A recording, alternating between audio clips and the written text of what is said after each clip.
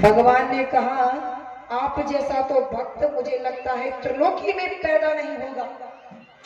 आप तो भक्ति से परिपूर्ण हैं, फिर क्यों ज्ञान चाहते हैं? मानो सबरी कहना चाहती है कि मैं तो भक्ति करना जानती हूँ, पर प्रभु कलयुग में जो प्राणी आएंगे ना, मूढ़ बुद्धि होंगे, मूर्ख होंगे, आलसी होंगे, उनके लिए भक्ति बताइए कि वो भक्ति कैसे करें। मानो बताना चाहती है कि कलयुग के प्राणी आपकी भक्ति कैसे करेंगे, प्रभु ये बताइए। तो आज प्रभु के आगे हाथ जोड़कर बोली, प्रभु आपकी भक्ति मैं जानना चाहती हूँ, कैसे करना चाहिए। भगवान ने कहा आप तो भक्ति से परिपूर्ण हैं, आपको भक्ति जानने की क्या आवश्यकता है?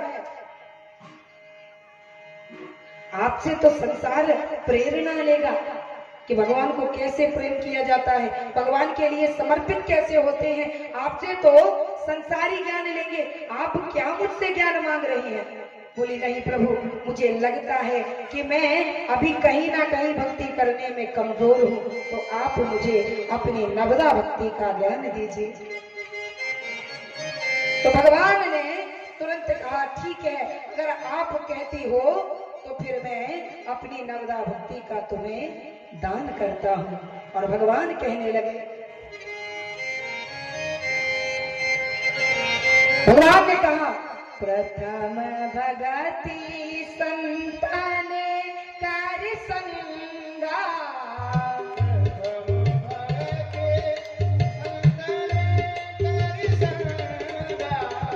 दूसरी रति मम कथा प्रसंगा, दूसरी रति मम कथा प्रसंगा।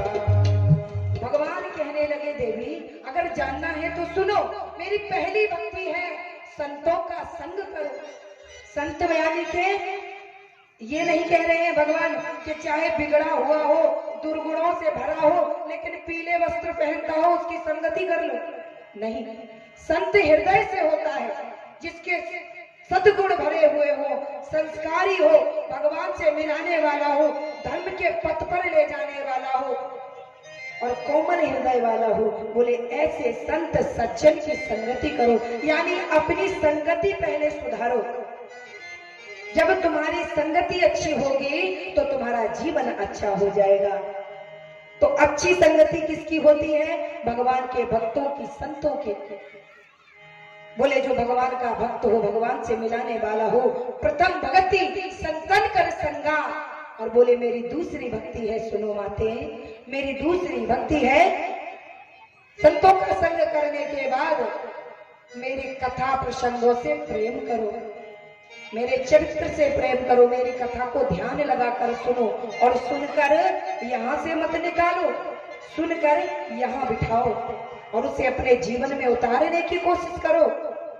बोले दूसरी रति मम कथा प्रसंग, मेरी कथा प्रसंग से, मेरे चरित्र से, मेरे द्वारा कही गई उन वाणी से, उस शब्द से प्रेम करो। और बोले गुरु पद पंकज सेवा, तीसरी भगति अमान, चौथी भगति मम गुण गण करही कपट तज ज्ञान गान। कहने लगे तीसरी भक्ति है अपने गुरु की सेवा में, शरणागति में चले जाओ। बोले अपने गुरु की सेवा में लगो, गुरु ने जो मंत्र दिया है पूरी निष्ठा और सेवा से, पूरे भाव से उस मंत्र का जाप करो, गुरु के चरणों में समर्पित हो जाओ, क्योंकि भगवान ने अपने आप से बड़ा गुरु को बताया है। तो बोले तीसरी भक्ति है गुरु के वाणी पर, गुरु के कथन पर विश्वास करो और उनके द्वारा मिले मंत्र को जप करके सिद्ध करो और गुरु के चरणों की सेवा करो। और फिर बोले जो भी गुरु से प्राप्त हो, जो भी सत्संग में सुना, उसका दूसरों को भी श्रवण कराओ। मेरी कथाओं का, प्रसंगों का श्रद्धा पूर्वक, कपट को छोड़कर गान करो। मेरे कथा प्रसंग को सुनो और दूसरों को सुनाओ, हृदय में धारण करो और चरित्र में उतारो।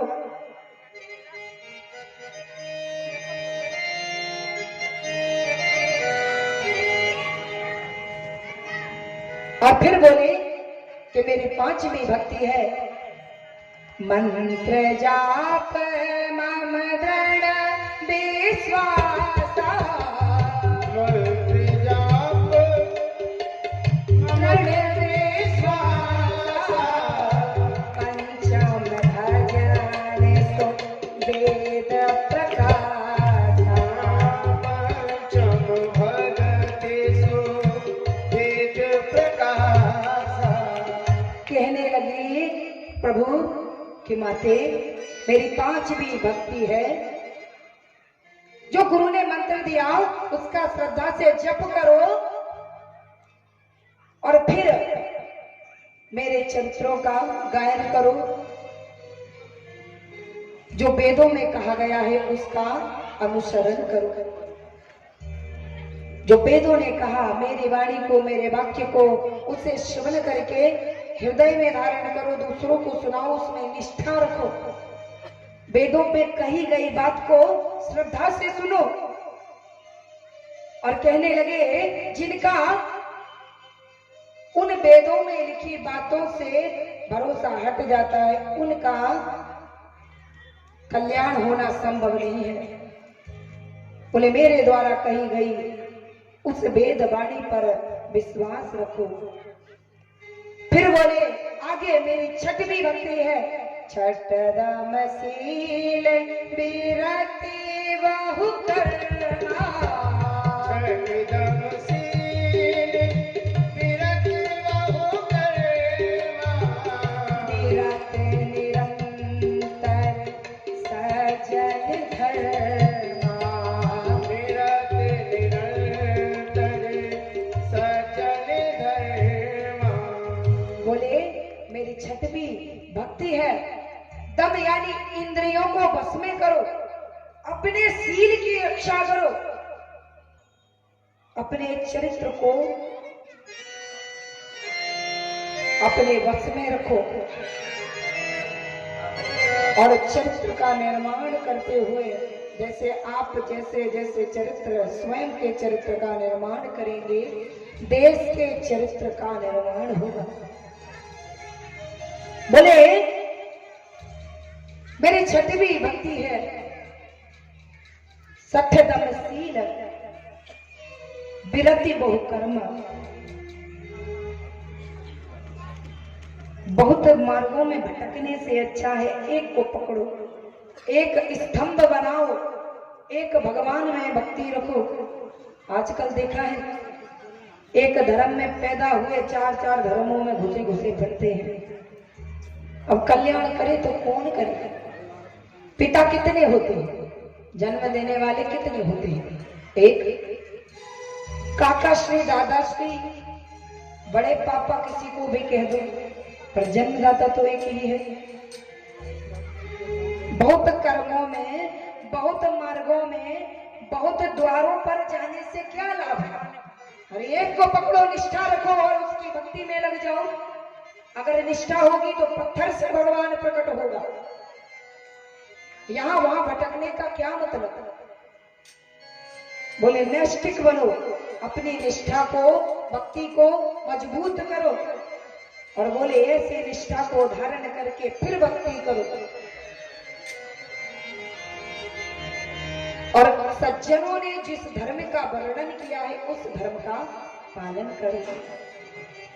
निरत निरंतर सज्जन धर्मा, सातब साम मोहि माया जग देगा, साते सब मोहे जग देखा, मोते संत अधिक कहे देखा, मोते संत अधिक कहे।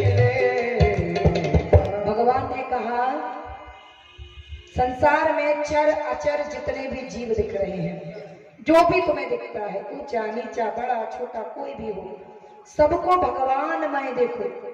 जो इष्ट हृदय में बैठा है उस इष्ट प्रभु को संसार के सभी प्राणियों के अंदर देखो, मतलब भगवानमय जग देखो, तब आपका कल्याण होगा।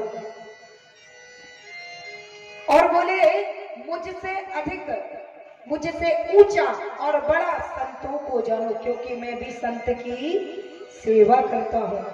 भगवान विष्णु भी अपने से ऊंचे आसन पर संत को बिठाते हैं और चरणों को पखारते हैं। प्रमाण है, एक बार भृगु जी ने त्रिदेवों का परीक्षण किया और परीक्षण करने के लिए सबसे पहले ब्रह्मा जी के पास गए। ब्रह्मा जी के पास गए कौन? भृगु जी। बोले आज 3 देवताओं का परीक्षण करता हूं कि सबसे बड़ा कौन है, सबसे बड़ा कौन है। सबसे पहले ब्रह्मा जी के पास गए और ब्रह्मा जी के पास जाकर उन्होंने ब्रह्मा जी को कटु शब्द बोलना शुरू किया। आप ऐसे, आप वैसे, बड़े कुरूप लगते हो, 4 मुख हैं। बोले आप बे हो, जे हो, ऐसे उल्टा सीधा एन तेन प्रकारेण, जाने क्या क्या उनसे कह दिया। और जब उनसे उल्टा सीधा कहने लगे ब्रह्मा जी को क्रोध आ गया, कमंडलू से जल लिया और बोले चुप होते हो कि श्राप दे दूं। तो भृगु जी वहां से भागे वहां से और भागते भागते भगवान शंकर के पास गए। बोले भगवान शंकर का परीक्षण करना चाहिए। और जब भगवान शंकर के पास पहुंचे और भगवान शंकर से कटु शब्द बोलने लगे, आप तो भंग पीते हो, आपको तो कोई संस्कार का ही ज्ञान नहीं है, दिगंबर वेश धारण करते हो और तुम तो मतवाले बने रहते हो, ये कहा वो कहा, उल्टे सीधे शब्द जब भगवान शंकर से कहे तो भगवान शंकर को भी गुस्सा आई और उन्होंने गुस्से में भरकर के, क्रोध में भरकर अपने त्रिशूल को उठाया। बोले मुख शांत करते हो कि नहीं। जैसे ही हाथ में त्रिशूल उठाया भृगु जी वहां से भी भागे। बोले अब कौन बचा? भगवान विष्णु। और जैसे ही भगवान विष्णु के वैकुंठ में पहुंचे तो भगवान विष्णु शेष सैया पर शयन कर रहे थे। भगवान विष्णु शेष सैया पर सोए हुए थे, निद्रा में थे। और भृगु जी गए, उन्होंने आओ देखा ना ताओ, तुरंत अपने पैर का प्रहार, भृगु जी के पैर का प्रहार भगवान विष्णु के वक्षस्थल पर किया। उनके वक्षस्थल पर अपना पैर मारा बड़ी जोर से और जैसे ही भगवान विष्णु के वक्षस्थल पर लात मारी, भगवान विष्णु की नींद खुल गई। भगवान विष्णु उठकर बैठे, अहो हाथ जोड़ लिए। बोले अरे महात्मन, आपका आगमन हुआ, मैं तो धन्य हो गया। अरे आपने जो मेरे वक्षस्थल पर जो पैर मारा है, आपके पैर में कहीं चोट तो नहीं लग गई? तुरंत उनका पैर उठाया, अपनी गोद में रखा और गोद में रखकर सहलाने लगे। अपने पीतांबर से पहुंचकर बोले प्रभु आपके चरणों में लग तो नहीं गई? कहाँ आपके कोमल कोमल चरण और कहाँ मेरा कठोर वक्षस्थल, क्योंकि मेरे वक्षस्थल में लोक का निर्माण हुआ है। मेरे शरीर में लोक है, 14 भुवन मेरे शरीर में है, तो मेरा शरीर तो कठोर है और आपका ये कोमल चरण जो केवल भक्ति करते हुए भगवान के देवालयों में ही जाता है, इस चरण में कहीं चोट तो नहीं लग गई? तुरंत अपने पटके से उनके चरण को पोंछने लगे, सहलाने लगे। भगवान भृगु जी के नेत्रों से अश्रु गिरने लगे। प्रभु मैं तो परीक्षण कर रहा था, तीनों देवों में से धैर्यवान कौन है, बड़ा कौन है, दयालु कौन है, करुणा करने वाला कौन है? तो प्रभु मैंने परीक्षण कर लिया कि मेरे भगवान विष्णु ही सबसे श्रेष्ठ है, बड़े दयालु है, बड़े करुणा के सागर हैं। मैंने परीक्षण कर लिया प्रभु। और जो प्रभु जी ने पैर मारा था वो पैर भगवान के वक्षस्थल पर, छाती पर छपा हुआ है, उसे ही कहते हैं श्रीवत्स का चिन्ह। वही श्रीवत्स का चिन्ह है जो भगवान विष्णु की छाती पर छपा हुआ है, जो भृगु जी ने पैर मारा था। तो बोले वही श्रीवत्स का चिन्ह देखकर सब भगवान को प्रणाम करते हैं, आप बड़े दयालु हैं। तो त्रिदेवों का परीक्षण करने के लिए पहुंचे। ऐसे भगवान विष्णु संतों की ऐसे सेवा करते हैं, संतों का चरण पैर अपनी गोद में रख रहे हैं और सहला रहे हैं अपने पटके से, दुपट्टे से। तो संतों का आसन कहाँ है विष्णु भगवान की नजर में? अपने से ऊंचा। तो भगवान ने यही कहा है, मोते अधिक, क्या कहा है? मोते अधिक संत कर देखा, मुझसे ऊंचा, मुझसे श्रेष्ठ, मुझसे बड़ा संतों को समझना। बोले ये मेरी 7वीं भक्ति है। फिर कहने लगे देवी, 8 बजता लाभ संतोषा, 8 यथा लाभ संतोषा, अपने हो नहीं देखाई कर दोषा, सपने नहीं देखे पर दोषा। भगवान ने कहा माता मेरी 8वीं भक्ति है कि मैंने जो दिया है उसमें ही संतोष करो। अगर आपको कुटिया मिली है और सामने वाले के पास महल है तो उसके महल को देखकर ईर्ष्या मत करो। उसके कर्म का फल उसको मिला है, आपके कर्म का फल आपको मिलेगा। और मिला है कुटिया के रूप में और उसका महल है तो ईर्ष्या मत करो। जो मैंने दिया है उतने में ही संतोष करो। अगर मुझे लगेगा कि मेरी संतान को और अधिक की आवश्यकता है तो मैं और अधिक दूंगा, परंतु जितना दिया है उतने में ही संतोष करो। ये मत सोचो कि मेरे पास इतना ही है, मैं गरीब हूँ, सामने वाला अमीर है।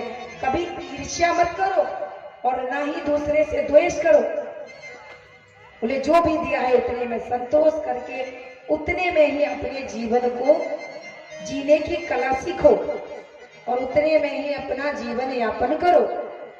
बोले जितना दिया है उतने में संतोष करो, ये मेरी 8वीं भक्ति है। और बोले सामने तो छोड़ो, स्वप्न में भी किसी के अंदर दोष मत देखो, क्योंकि जिसके अंदर दोष होते हैं उसके अंदर गुण भी होते हैं।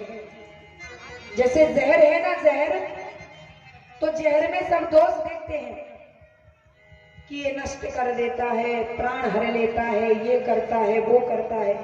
लेकिन एक बात को याद रखना, विष विषस्य औषधम, विष को काटने की विष ही औषधि है। बोले जिसमें दोष देखो उसमें गुण भी होते हैं। इसीलिए सपने में भी किसी के अंदर दोष मत देखो। ये मेरी 8वीं भक्ति है। और मेरी 9वीं भक्ति है, नव में सरले सब सन छलहीना, नवम सरले सब सन छलहीना, मम भरोसे हिया हरस नदीना, भरोसे हिया हरस नदीना। बोले मेरी 9वीं भक्ति है माते कि संसार के सभी प्राणियों के साथ छल रहित व्यवहार करो। किसी के साथ कभी छल मत करो। जैसे कहा जाता है किसी को विष दे दो, जहर दे दो, लेकिन विश्वास मत दो। किसी की कन्या की शादी है, अगर वो आकर कहे कि मेरी बेटी की शादी आने वाली है और मुझे कुछ पैसों की आवश्यकता है, क्या समय पर दे दोगे? अगर दे सकते हो तो कहो, अन्यथा उसको विश्वास मत दो। क्योंकि जितना पाप किसी को जहर देने का नहीं लगता, उससे ज्यादा पाप किसी को विश्वास देकर उस विश्वास को तोड़ देने का लगता है। बोले किसी को विष दे दो लेकिन विश्वास मत दो। किसी के साथ कभी छल मत करो। छल करने का दंड ब्राह्मण की हत्या के समान लगता है। बोले सबके साथ छल रहित व्यवहार करो। ये मेरी 9वीं भक्ति है। इतने सरल हो जाओ, चाहे राजा तुम्हारे सामने आए, चाहे रंक आए, और सब तुम्हें अपना साथी समझकर तुमसे व्यवहार करें, सब तुमसे व्यवहार करते हुए मिल सके। इतना अपने आप को सरल कर लो।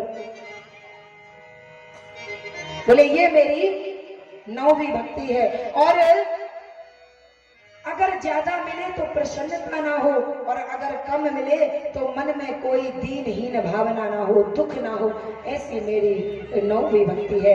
मैया ये मेरी 9 भक्तियां हैं और ये 9 तो आपके अंदर विद्यमान है। अगर इन 9 भक्तियों में से कोई भी भक्त, कोई भी मनुष्य, कोई भी देवता, सिद्ध, चारण, गंधर्व, कोई भी अगर एक भी भक्ति करता है तो उसका कल्याण निश्चित है। आपके अंदर तो मेरी 9 भक्तियां हैं, तुम्हारा तो कल्याण पहले ही हो चुका है। ऐसा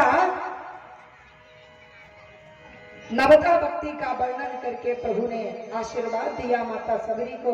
कहने लगे नवमा हो एकहु जिनके होई,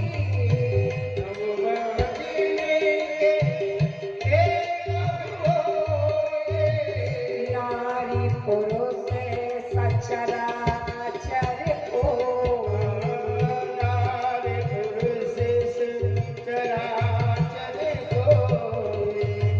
सोई अतिशय प्रिय भामिनी मोरे,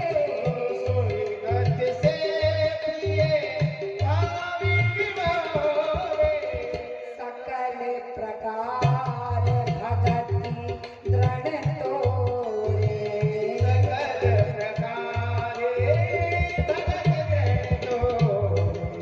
भगवान ने कहा देवी तुम्हारे अंदर तो 9 भक्तियां हैं। अगर चराचर में कोई भी मनुष्य, स्त्री हो या पुरुष, किसी के हृदय में मेरी इन 9 में से एक भी भक्ति अगर आ गई तो वो भक्त मुझे अति प्रिय है। ये मेरी बात को, मेरे वचन को सत्य जानना, क्योंकि मैंने स्वयं कहा है वो मुझे अति प्रिय है। 9 में से अगर एक भी किसी के हृदय में उत्पन्न हो गई तो मैं उस पर कभी भी कुपित नहीं हो सकता। मेरी कृपा उसे अवश्य प्राप्त होती है। और तुम तो परम भाग्यवान हो, तुम्हारे अंदर तो ये मेरी 9 भक्तियां हैं। ऐसा आशीर्वाद देकर